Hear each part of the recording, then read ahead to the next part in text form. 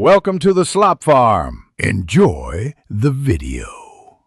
You start by confirming prerequisites: Windows 11 updates, a GitHub account, and Git for Windows. Once done, install Git and open Git Bash or PowerShell. You should configure identity right away with git config global user.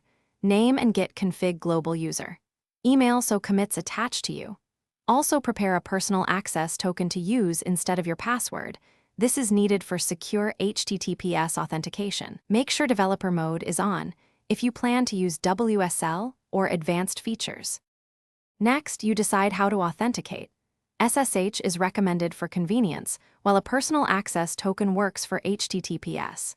To use SSH, run SSH keygen, then copy the public key and paste it into your GitHub account settings under SSH keys. If using PAT, configure the Git credential helper with git config global credential. Helper manager core so Windows stores tokens securely. Once set, test the connection with SSH Git at GitHub. Com or run git ls remote on a repo URL to confirm successful access. Finally, you pull everything together by cloning a repository, creating a branch, and pushing changes.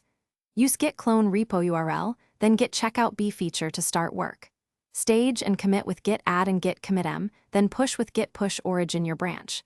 If you encounter errors, first verify your remote URL and authentication method.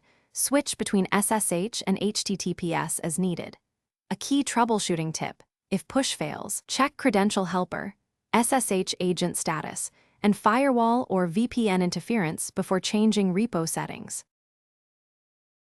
Thanks for watching. Consider subscribing if we helped you today.